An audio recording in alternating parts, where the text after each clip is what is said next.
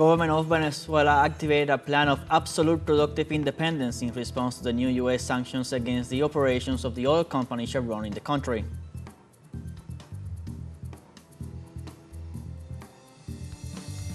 In Egypt, the Arab League rejected U.S. President Donald Trump's proposal to evacuate the Gaza Strip.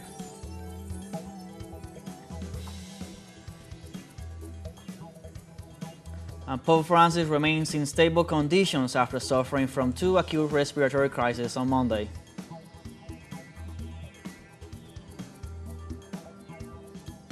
Hello, welcome to From the South. I'm Luis Alberto Matos from the teleSUR studios in Caracas, Venezuela.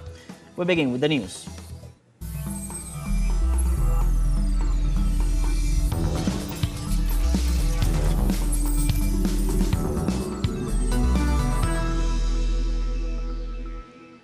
The government of Venezuela activated a plan of absolute productive independence in response to the new U.S. sanctions against the operations of the oil company Chevron in the country.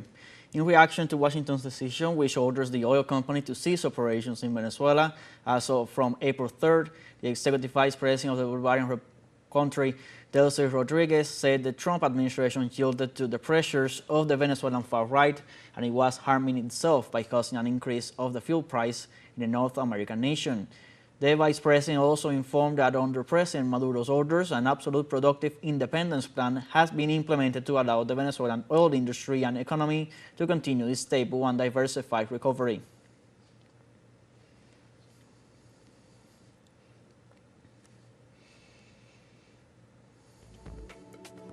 And on Tuesday, Venezuela announced the activation of the Absolute Productive Independence Plan in the face of sanctions against the U.S. energy corporation Chevron.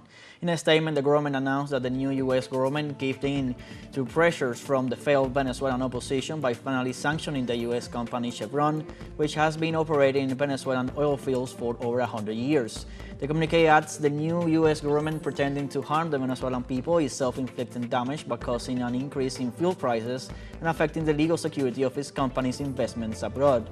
For this reason, President Nicolas Maduro has ordered the activation of the Absolute Productive Independence Plan so that the hydrocarbons industry and the country's economy continue their stable and diversified recovery.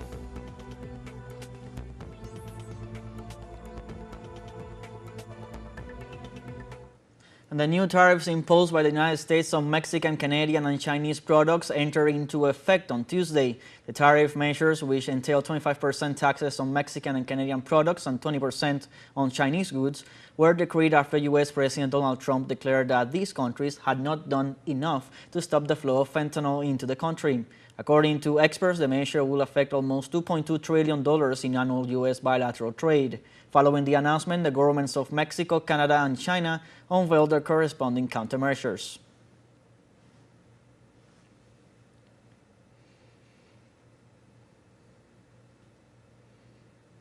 Mexican President Claudia Sheinbaum announced on Tuesday that the country would respond to U.S. unilateral tariffs with similar measures. During her usual morning conference, Sheinbaum harshly criticized U.S. decision to impose tariffs on Mexican imports, despite the bilateral talks and mutual cooperation instances that had been carried out in the past months.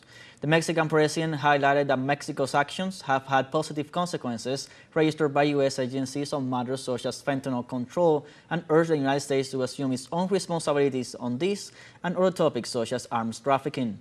As a response to this decision, Mexico is now set to announce tariffs and non-tariff measures on U.S. products.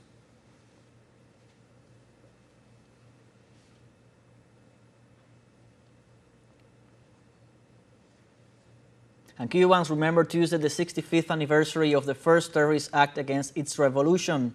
On March 4, 1960, the French freighter La Coupe exploded in the harbor of Havana while it was unloading 76 tons of grenades and munitions sold by the Belgian kingdom to the nascent Cuban Revolution. 2 explosions within an interval of several minutes left about 100 people dead, dozens missing, and over 200 injured, including French sailors, firefighters, dog and rescue workers, and military and police officers. During the burial of the victims, Cuban historic leader Fidel Castro demonstrated that the grenades could not explode by blows, so the hypothesis of an accident while the boxes were being unloaded was discarded. 65 years after that terrorist act, the U.S. State Department and the CIA have refused to hand over the information they have about the event.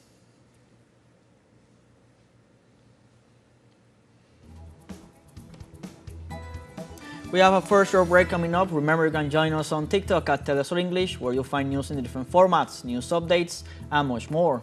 We'll be right back. Stay with us.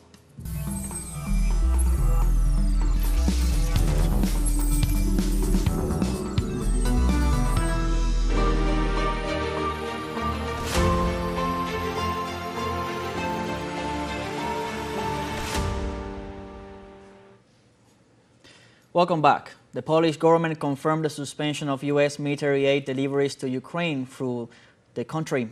Polish Prime Minister Donald Tusk described Washington's decision as the biggest challenge of the last decades. Tusk said the White House suspended the delivery of military cargoes to Ukraine through the logistics center at Jasionska Airport in the Polish city of Rzeszów. According to the U.S. directive, the decision on the transfer of weapons also affects those that have been shipped from the United States but not yet delivered to Ukraine.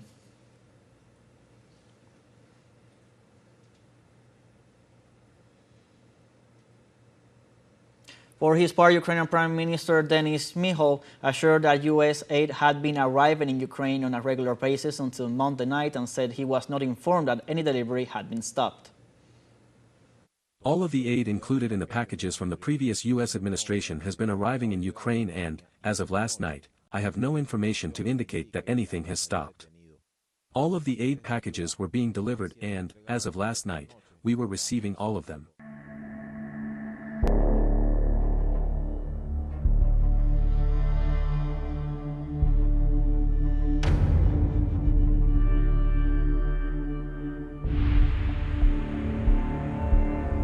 And the Egyptian delegation at the Arab League Summit held Tuesday in Cairo presented an alternative plan for the restoration of the Gaza Strip and rejected U.S. President Donald Trump's proposal to evacuate the enclave.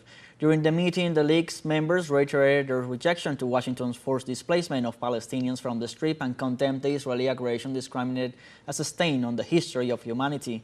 They also warned that any attempt to displace Palestinian citizens is a violation of their right to independence and sovereignty. The regional bloc stressed that a just and true peace based on international legitimacy is the only way to end the conflict in the area.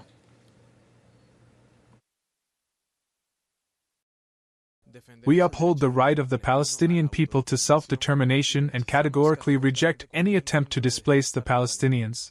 We commend Egypt's initiative on the Gaza Strip, which was included in the emergency summit table, and support Egypt's plan for the reconstruction of the Gaza Strip, stressing the importance of this step in supporting the Palestinian people and achieving stability in the region. We now have our second short break coming up. Before we invite you to visit our Facebook page at teleSUR English, there you'll be able to watch our top stories, special live coverage, and much more. Follow our page and activate the notification button to stay up to date on the world's most recent events. Final short break, we'll be right back.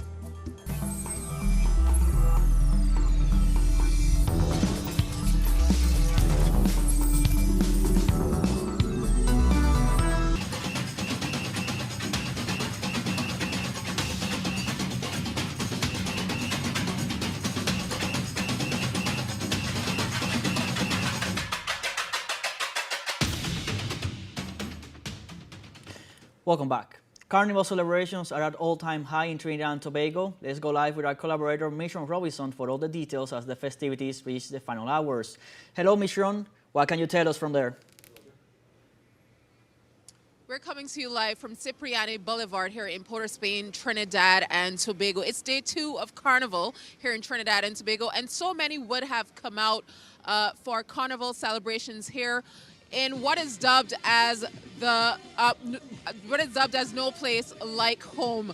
Now, there are a number of songs that are trending where the Road March winner is concerned. We have Carry It and also Coco Tea by Cass, and a number of other sounds here this year for 2025.